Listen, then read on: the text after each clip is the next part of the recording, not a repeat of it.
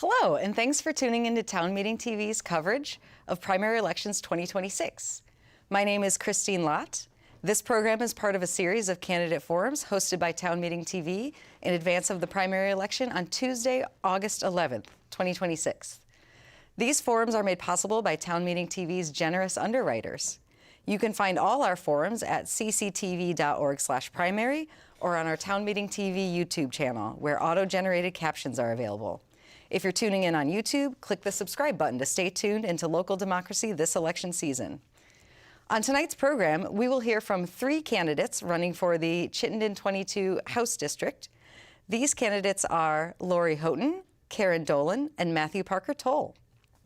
We have prepared a list of questions for each of you, and you will have 90 seconds to answer each question. Rebuttals will only be allowed if a candidate is named directly, in which case you will have 30 seconds to respond. If you're tuning in live, we also welcome your questions at 802-862-3966. If you call in, we'll do our best to prioritize your question, though we will screen calls to ensure questions are not repeated. We ask that you share your name, the town you live in, and that your question be directed to all candidates and not just one in particular. So let's get started with 1-minute opening statements. We will start with Lori Houghton. Great, thank you. Thanks for having us. I always enjoy coming here and talking with Vermonters. I'm honored to serve Essex Junction. I'm in my 5th term and have served on the House Healthcare Committee, and I'm currently House Majority Leader.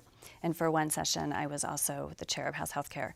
I'm running to continue my focus that I've had for the past 10 years to make healthcare accessible and affordable, to strengthen economic security for Vermonters, to invest in strong communities, and to protect Vermont's values, especially now, when they're under attack.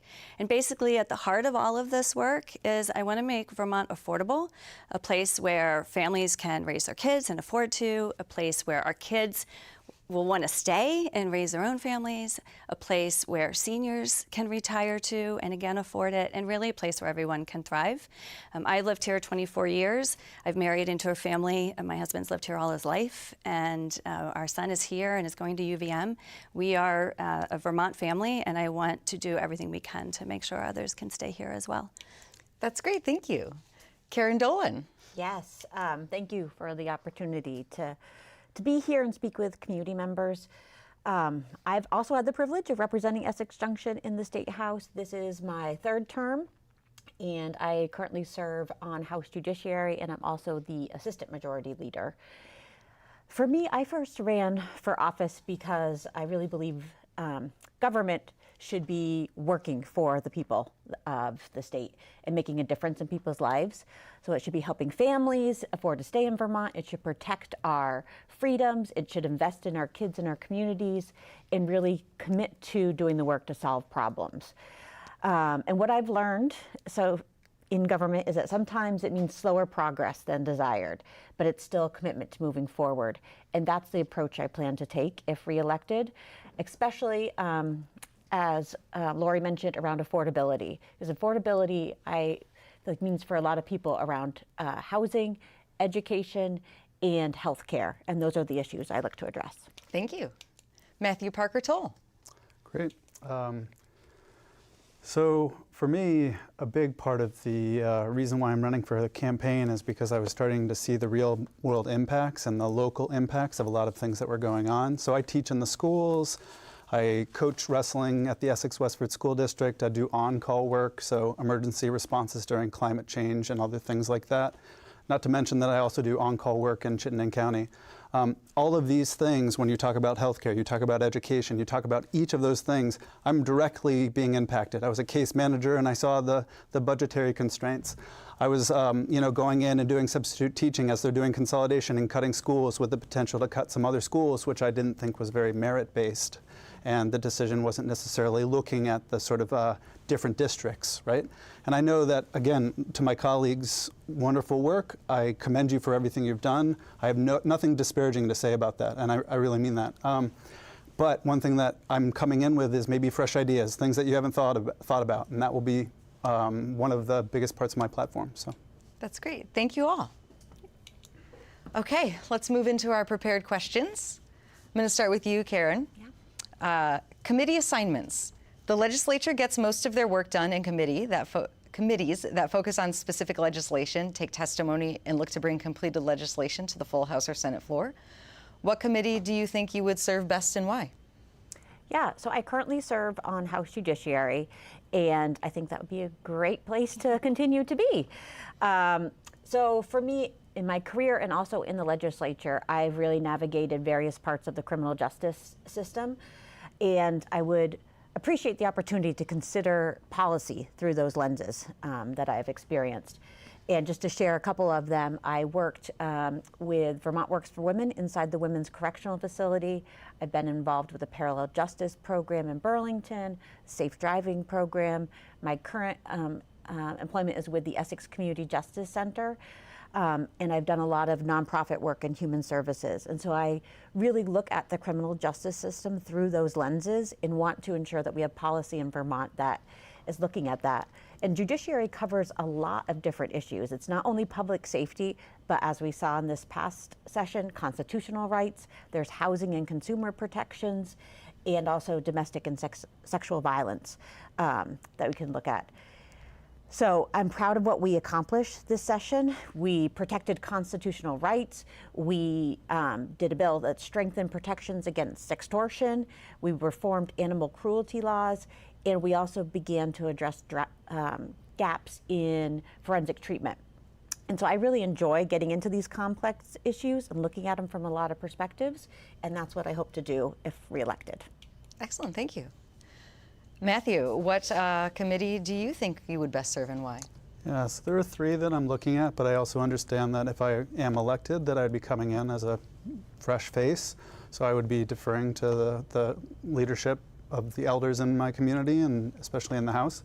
So I humbly say that the three committees I'd like is Ways and Means, Economic Development, and Appropriations. Maybe some element of fiscal discipline, you know, the finance departments as well. But those first three, are the ones I would focus on. And the reason why is because a lot of the nuances of the technicalities when it comes to when you're maneuvering one thing and then taking back something else, really having a good, clear picture and a layout of what's going on enables you to really kind of get then into the weeds. I would pair that in conjunction with actually looking at legislation from not just like the past couple of years, but like quite a ways back, and like really taking accounting of like the legislative burden that we placed on a lot of these things to try to streamline that process. And I think you need to do both. I think you really need to understand the finance aspects and sort of the history of the legislative agenda and where we've come from and where we're going. And so I would say that's part of the elements that I want to tackle. The next part in that specific committee is also the funding streams. So we get a lot of funding from property taxes. A lot of people say they don't want that. I have some ideas, and I'll share them in a later section, about ways in which you can look at some of the nuances of gathering different types of funding. Excellent, thank you. And Lori. Great, thanks. I appreciate what Matthew said, because that is why I want to continue to serve on healthcare. So as I said, I've served on that for 10 years. And healthcare is a committee where we look at the policy and the finances of it. Some committees, it's just policy, and then like Matthew says, Ways and Means and Appropriations are obviously the revenue and the taxes. So in healthcare, when I started 10 years ago, I had no direct experience other than being a patient and a caregiver. My husband spent a lot of time in the hospital here, and we actually had to go elsewhere to be treated for cancer. And so I walked in soon after that to the legislature with looking at it from that perspective. And in the House, you only serve on one committee, so you're immersed in that information. And so I've had the ability to build up the knowledge, the content, see the things we've passed, still be there to go back and review what we've passed to see if it's working or not working, see where the money's going, how the money's being used. And we've come a long way. It sometimes doesn't seem like it is with some of the problems we're having in Vermont, and obviously being one of the highest states with healthcare, or the highest state. But to have that longevity, have that knowledge, have the contacts, have the relationships with everyone within the healthcare community, I think is really important, and that would be my goal, is to stay on healthcare and continue to get stuff done. Great, thank you. Thank you all. Let's move to our next question, and we'll start with you this time, Matthew. Vermont relies on federal funds for roughly a third of its state budget. With the federal government pulling back on spending across multiple programs, that foundation is shakier than it has been in years. How do you think Vermont should prepare for federal funding reductions? And when you have to make hard choices, what are your priorities? Yeah, so to my earlier point, and I'll start to elaborate on some of the details of what I was talking about. So I think that we're operating in a fiscal landscape that is hearkening back 2 or 3 decades. And now we're entering into an era where everything is algorithmic, right? You have transactions and you have a lot of different funding mechanisms on a place like the stock market, right? Where they're generating money based on all sorts of different transactions that are going on a very, very quick pace, right? It's all computational. But the state public funding system doesn't operate on a similar level. And so I think we need to kind of modernize. I think you need to have people that are thinking about things in a really creative way. Don't just talk about emotional issues and then not provide something new. And it's okay for us to really kind of go into the weeds. This is not a one-person problem that one person can fix. This is a collective effort of a lot of individuals looking at things creatively. That's one example of the things that you could do to potentially address that. The next part is when asked to make hard choices, I have to make hard choices all the time in my work. I'm supporting people that are both sometimes suffering from mental health issues. I'm sometimes going out and doing responses late at night. Sometimes I'm having to deal with people that are maybe going through drug addiction, or maybe it's suicidal ideation. I've also helped manage residential homes and built them up from the ground up. I know how to manage budgets, run 24/7 residential homes, do a lot of really hard work. So it just gives you a context in terms of my ability to make hard choices in the moment, life-saving choices. Thank you so much. Same question to you, Sure. We need to remember to put people first and remember that we're all better off when Vermonters have access to the services and the programs and the support that they need to thrive. And I think that is the thing that I look towards and what I remember when trying to make these very tough decisions.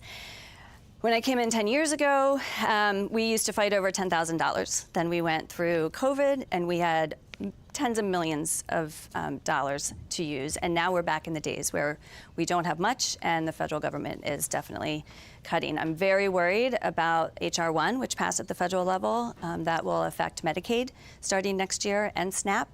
And so, again, to keep our eye on how we can help the most Vermonters is the most important thing for me. We need to dive into every program that we're doing. We need to see what the financial impact is. How many people are we helping? Are we really helping them? Is the intent that we expected there? And if not, okay, what can we do? How do we change it? Do we pull the money back, pull the program back, invest somewhere else? The other thing I think we have to start looking at is duplication. So are there multiple programs doing the same thing, where money is being dispersed to all of them? How can we make sure that they're working together? A really good example of this that is from at the local level was I was involved in food security in Essex Junction about 15 years ago. And we called together all of the food shelves and anyone who was delivering food, and they had never talked to each other. And so we need to start doing that more. All right, thank you. And Karen? Yes. So I think I will echo things you have already heard as well, is for me, when we're in this current landscape of federal uncertainty, I feel like there's 2 approaches that we need to take. Talk about spending smarter and then also maximizing every federal dollar that we can bring to Vermont. So first, with the government accountability piece, I feel like folks have shared about that. I agree with that we need to be making sure we're spending money on the right things in the right way and that it's really creating the results that we want to see. So I echo those pieces. For me, it's this other piece of, yes, there is the potential for federal dollars to decrease with the current administration, but basically what has happened is they have created layers of paperwork that we need to now navigate and that Vermonters need to navigate. And so we can still access those dollars if folks are prepared to navigate that system. They've basically just made it harder for folks to do that. And so I feel like that's something we as a state and as legislators can invest in. And in part of our budget this past year, we actually invested money into, I don't know if it's called a program, but to positions called benefit assisters. When I first heard it, I thought it was benefit sisters, but it's benefit assisters. And that is we're having folks that are in the field that can help people do all of those paperwork, jump through those hoops so that they can access the programs and bring more federal dollars to the state. And so that's something that I will continue to look at as well. Great, thank you. Lori Houghton, we'll start with you this time. Vermont is facing increased costs across housing, education, healthcare, and human services at the same time that federal funding is uncertain. Progressive lawmakers have pushed for new taxes on high earners and large asset transfers, while the governor and others have resisted new taxes and fees. Where do you come down on the debate around new taxes, and how do you think the state should raise the revenue it needs going forward? That's a really great question, and it's very difficult. I think the main point is average Vermonters can't afford to pay anymore. And at the same time, we are functioning in a place where things just in general cost more for everyone, even state government. One of the things I would like to see us do, we used to do a fee bill every 3 years. And so that was, for instance, with Department of Motor Vehicles. We would look every 3 years at the cost of running that organization and figuring out what we needed to do to pay for it. That stopped about 10 years ago. And so we need to just make sure we're keeping up with expenses. As for raising taxes, we have a progressive tax structure, and we need to keep doing what we can to ensure that those who can afford to pay more do pay more. We've added a second home tax in our education bill, so that will help with property taxes. We've looked at sales tax. We've done a lot with corporate tax to ensure that corporations are paying more. And then this year, we looked at what's been happening at the federal level to make sure that what we're doing in the state maximizes, again, what's coming in from the federal level, both in how we file our taxes and claims, and then how we can draw down revenue. So we need to keep digging and looking for those things. We also did, at the end of the session, take up a wealth tax bill, which we can talk about later, and something that I think we should consider. Great. Karen, where do you land on the debate around new taxes? Well, I'll pick it up where Lori finished, because that was the piece that I was going to focus on, is that this is the exact question that we considered, specifically in the House this past session, is there was a group of, like, we want to see a wealth tax move through Vermont. And we attempted to move it through the House. It wasn't able to get through the Ways and Means Committee with the time that we had. And it was really about creating a new tax bracket for the highest earners in Vermont. And for me, I'm really open to considering that conversation and having that option be available. But I think we also need to be really intentional with that and know, how are we going to do that? What is the impact going to be on the state? How do we build a coalition behind that? And we need to tie that with the government accountability piece that we talked about earlier, that we are really doing our best and spending wisely before we just add more money to the pot. And so I'm really happy that we have time now during this off session to build that coalition around that.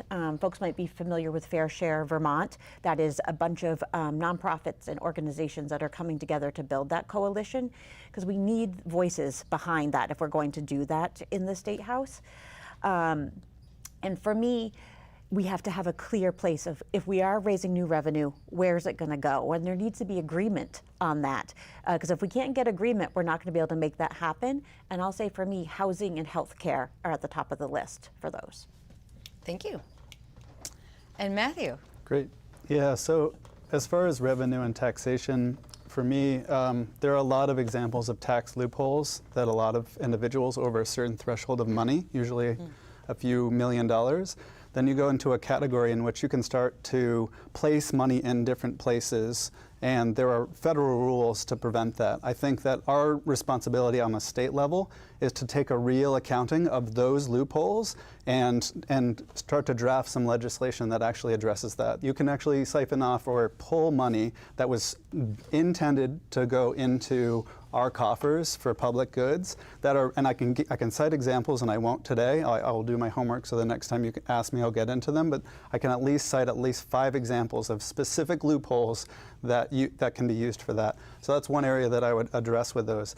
The next thing that I would say is that modernizing our economy and the ways in which we're looking at public goods if the system is going to keep rising over and over and over again, we have to find a different form, a market-based form, in my opinion, that is going to have money trickle in at the same rate in which it's going to increase. There's no other pragmatic solution beyond that. And so I think that we try to address it by doing patchwork things. I think we should be looking at it probably more like the way the stock market and trading platforms operate in terms of how they generate money for their general operating business. So that's kind of the route that I would want us to look at. All right. For our next question, I will start with you, Karen Dolan. Vermont's part-time citizen legislature passed nearly 250 bills this biennium, covering everything from education reform and housing to data privacy, animal welfare, agricultural security, neurological rights, gender equity and corrections, immigration accountability, and environmental protection. What are the 2 issues where you feel most prepared to lead? Yes, thank you for this question. We definitely covered a lot in this past biennium.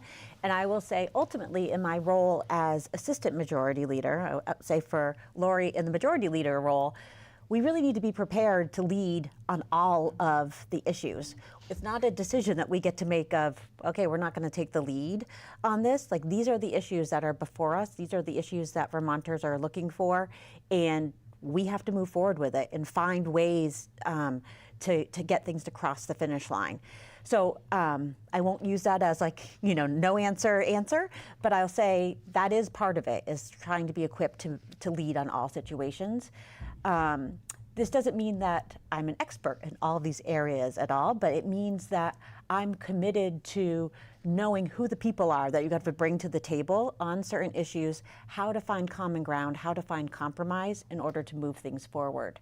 And if we're looking for kind of a specific topic, I will say judiciary and the criminal justice system are areas that I do lead on and look forward to continuing to lead on. As I shared before, I have been on the Judiciary Committee for 4 years.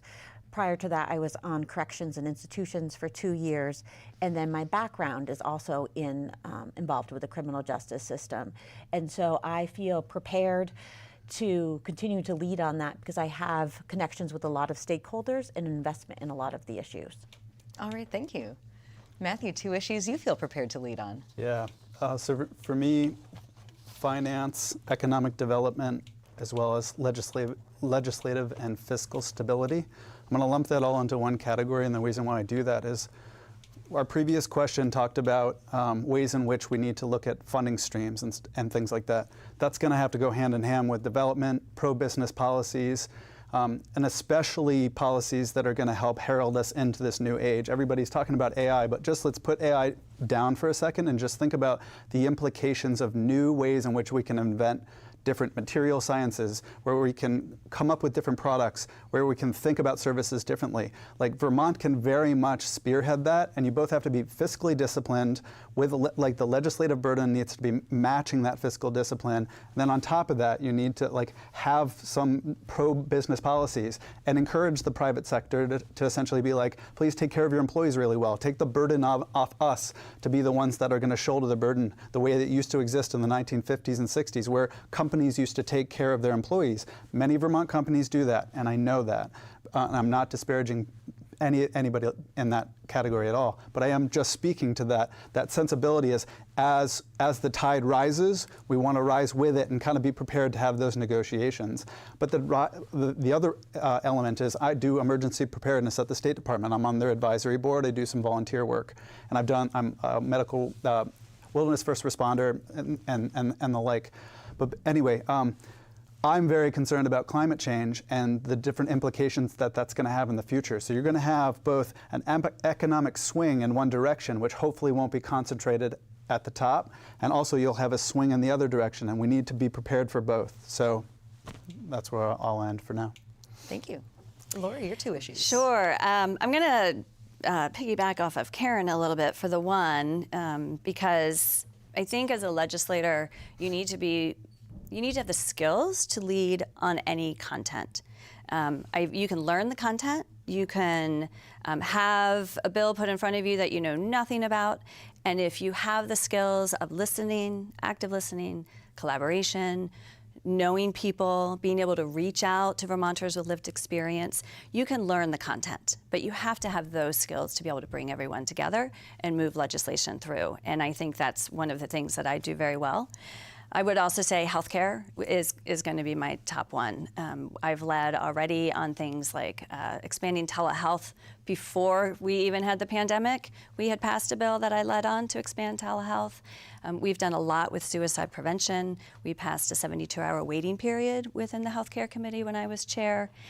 And we've done a lot to help seniors be able to afford healthcare by being able to invest some state dollars to draw down much more to increase seniors in able to get the Medicare Savings Program, which has put about $2,600 back in low-income seniors' pockets. So healthcare is just where I've spent the time, and it's what I know best. But as majority leader, as Karen said, and assistant majority leader, we do have to be able to lead on everything. All right, thank you all. Next, I want to ask about education spending. I think we're with you, Matthew Parker-Toll. Got to say the full name from time to time. Yeah. So, Vermont's student enrollment has been declining while per pupil spending continues to rise. What does a sustainable long-term solution for education funding actually look like? Yeah. I mean, I definitely think this kind of goes back to what I've said a couple times, but I'm going to try to take a different track so that you can learn a little bit more from what I'm trying to relay, which is if public services are not attached to some sort of equivalency, some sort of like some sort of public, well, let me take a backtrack, some sort of service or product that's going to increase at the same rate in which the public spending is going to increase, you're not going to have a match. And so, for instance, let's just talk about energy, right? So we consume energy at a large level, and we are proposing data centers and all sorts of things that are going to increase the energy consumption, and there's even proposals of adding data centers here. If, again, there's another area outside of the sort of system I was talking about in the earlier segments of, if you pair the funding coming from the energy sector, as you know it's going to rise, with the public services and specifically education funding, you're going to have potentially an even match. And I think that's kind of one of the areas in which you're going to start to get things to level out a little bit. So we should have a real honest conversation about what is the projected 5, 10, 15, and then we should go out much further than that, 30-year horizon, 50-year horizon, and maybe we should be planning as a state to really invest in specific areas and at the same time invest our public goods in that same area. All right, thank you.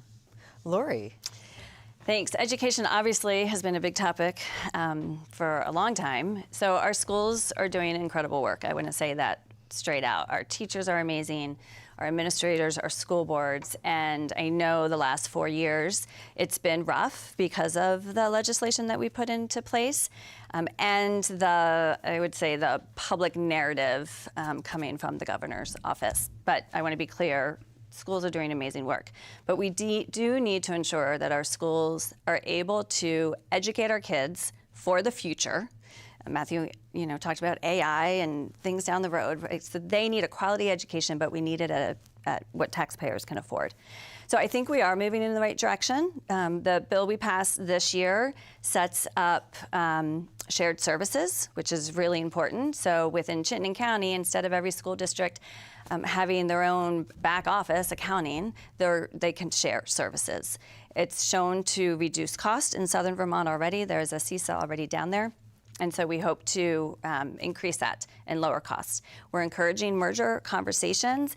And one of the reasons that I personally didn't agree with forced mergers is that a lot of these conversations are already happening, and we need to encourage it and help facilitate those, not force something that we don't know anything about, because then we won't have buy-in.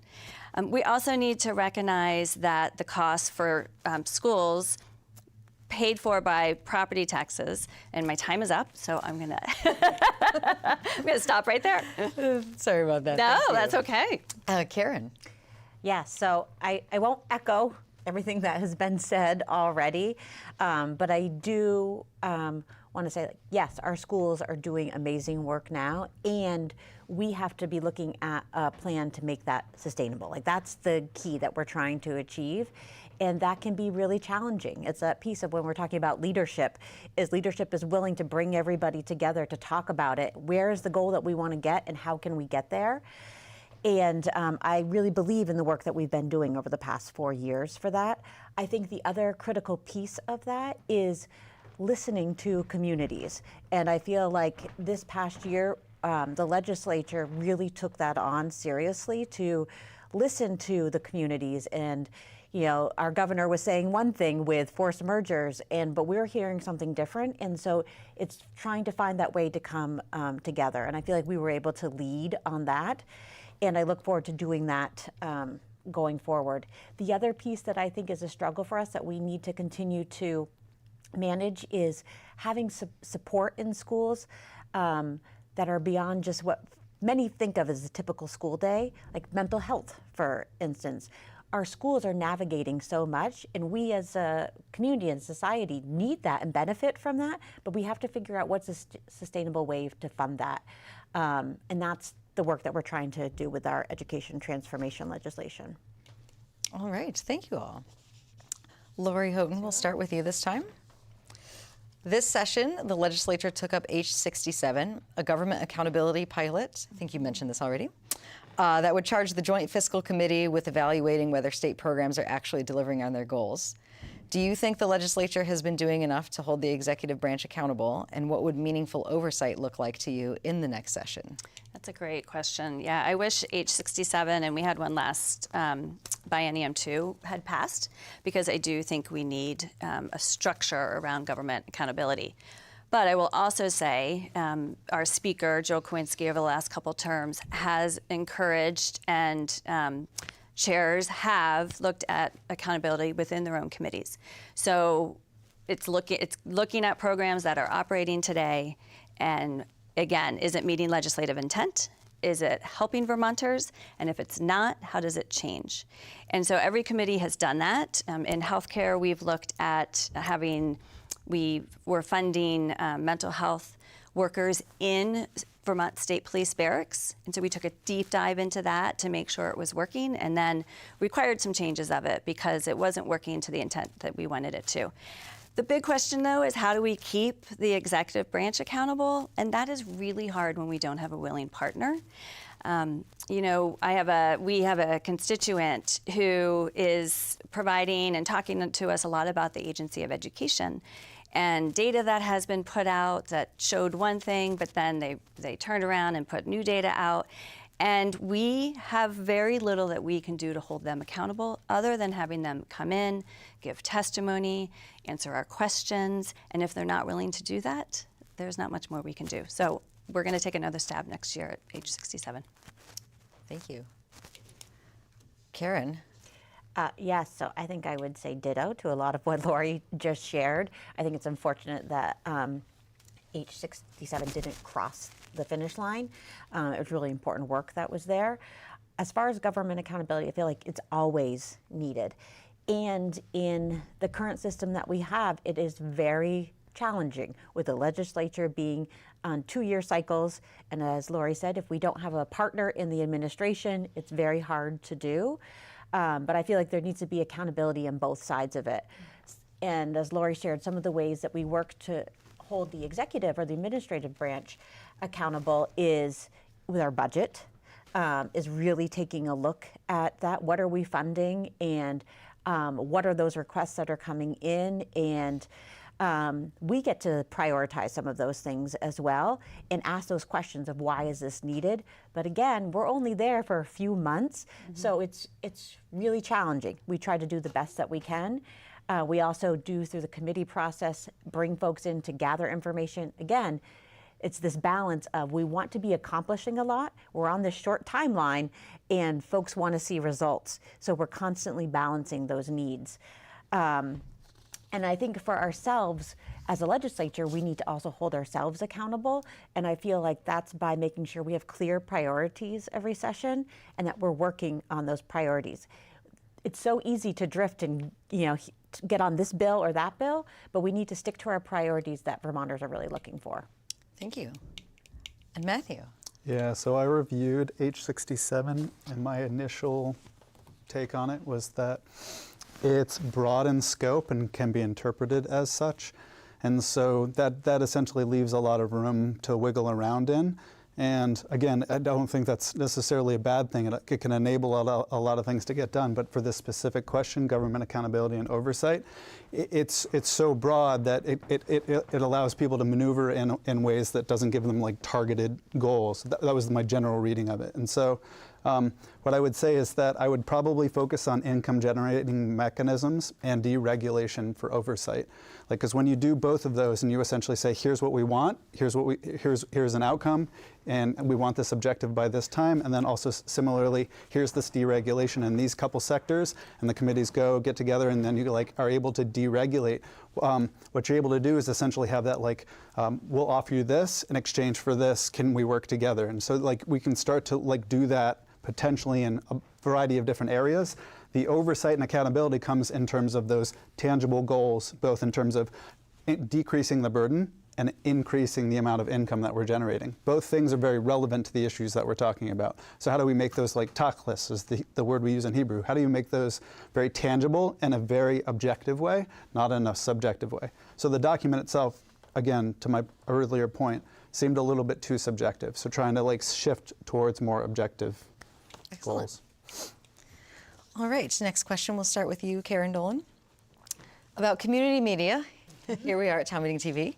Last year, the legislature allocated $1.89 million to support community media and radio across the state for emergency communications, hybrid access to local government, support for elections, media education, and more. Do you support finding a way to sustain community media through public funding? I think the short answer is yes. And I'm glad that we were able to get that funding in the budget. Happy to have the opportunity to be here. I feel like community media or public access to media is critical in our state, but certainly in our nation right now with the uncertainty that's out there. Vermonters really deserve public access to news and resources that are impacting their communities. During this time of uncertainty, it's more important than ever to ensure there is some type of resource out there that is accessible and that is giving accurate information. And so for me, community media supports local democracy, it provides emergency information, expands access to government, and it covers the local elections, which matter to our communities. Thank you. Matthew? Yes, emphatically yes.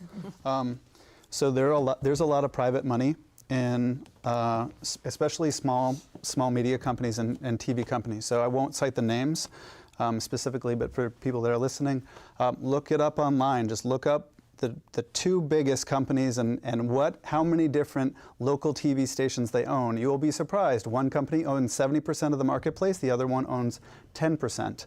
It is a very large amount of money concentrated in two different areas, two different companies, and all of the media is being siphoned through that. So that is not a conspiracy theory, it's a fact. Just check me on that. But because of that, what I would say is that, to your point, a lot of the public media stations are going to cover a lot of things that are relevant to us. You have more of a voice. You're not having to go really high up to people that are looking at profit margins that are going to cover issues that are relevant to them, but are also maybe going to have an agenda at specific points in time. And so it's really good to have people that can like step in and provide a voice and then step back, or you'll have different people in different generations that are going to come in and provide different context, or you'll be able to cover things like local sports or like local business ads and not be bought out or being priced out of the market. Like all of that stuff is relevant and is great when it's offered at a either low cost, free cost, and we're supporting that on a public level. All right, thank you. And Lori? Absolutely, yes. I don't have much more to add. I think they covered most of it. I will just say one of the things that I value about the station is you're a watchdog, right? You bring us in to make sure Vermonters know what's happening in the state and what is going to affect them. And then they have the opportunity to call in. They can have the opportunity to reach out to us afterwards. And it's really, really, really important to our democracy right now. All right, I think we have time for one last question. Matthew, we'll start with you. Sure. This is about healthcare costs. Vermont has some of the highest costs in the country. Yep. Our hospitals are losing money as patient visits decline, putting rural and community medical centers under real financial strain. How do you think about the tension between bringing costs down and keeping hospitals financially viable? What else needs to be part of the solution? And given our timeline, I'm going to give you guys 60 seconds each. Yeah, I got it. Okay. So my grandfather was a doctor in the North Country. He was the only neurologist in the North Country for a long time. I did case management work. I have family throughout Vermont and New England in a variety of different areas, including different forms of healthcare. I saw, as a case manager in Vermont, and I can cite very specific examples of that, the cost burden being shuffled onto Medicare, Medicaid programs, specifically in relation to like money related to prescription drugs, right? We'd get a prescription drug that was going to be covered by these organizations, right? These subsidized programs, and we would get like maybe a monthly bill for $60,000 for one pill, something like that. It was absolutely absurd, and that was from a large corporation that was charging that amount of money. And they would say something like it was for R&D, but they would do that for an indefinite period of time. There are clear examples of the ways in which we can legislate and very targetedly go into things like that, and I'll provide more in the future. That's great. Thank you. Yep. Lori. I could talk about this forever. I bet. So I think about it every day. There has to be a right balance, right? We need our hospitals. We need people to be able to afford care. We have the Green Mountain Care Board, and I appreciate them because we've had hundreds of rural hospitals closed across the country, and we've had none here. So they think about it every day, too. I think what we've been doing the last couple of years was really important. We're finally doing system-wide planning, looking at everything together, not just individual hospital centers, and we're looking at sustainability within hospitals, and everyone is talking. And we've been tackling drug prices, although at the federal level, we need a lot more help. And we've put in reference-based pricing. I think my biggest concern is that we have a governor who doesn't have a plan in healthcare. And so it is falling on the legislature, and when we do good collaborative work with partners and the administration, and then the governor vetoes the bill, that's a real problem for our system. Thank you. Yeah. Karen. I would say Lori took my key answer. When you asked the question, what needs to be part of the solution, I was going to say we need a governor that is invested in making that solution happen. I'm really proud of the work that we did this session, this past biennium. As Lori said, like we've been on this track to, if we're going to tackle healthcare, let's really do it and look at it. I think some can see similarities in how we are doing education transformation and are like, why can't we do the same with healthcare? We can. We need a governor that's on board with that, and that isn't saying we can only focus on one issue at a time. Vermonters need us to address both. Actually, more than all the issues, but education and healthcare. And what is especially frustrating for me in this situation is that there were multiple points along the session where the governor, the administration could have said, hey, let's take a detour, let's come to the table and really regroup. And there wasn't that. It was just a veto at the end of all that important work. And it's really frustrating. So that's what I think a part of a solution is we need the full team there. All right, well, thank you all so much. This has been very enlightening. Sorry we couldn't get through everything tonight. No, that's good questions, good conversation. But it's been a great discussion. Thank you for tuning into Town Meeting TV's ongoing coverage of local candidates, budgets, and ballot items. You can find this and many more forums at cctv.org/primary or on our Town Meeting TV YouTube channel. Don't forget to cast your ballot on Town Meeting Day on or before August 11th. Then tune into Town Meeting TV's primary results recap show that following day in the afternoon on August 12th. Contact your local clerk to find out how to obtain a ballot and to register to vote. In Vermont, you can register to vote on Election Day. Thank you for watching and sharing Town Meeting TV.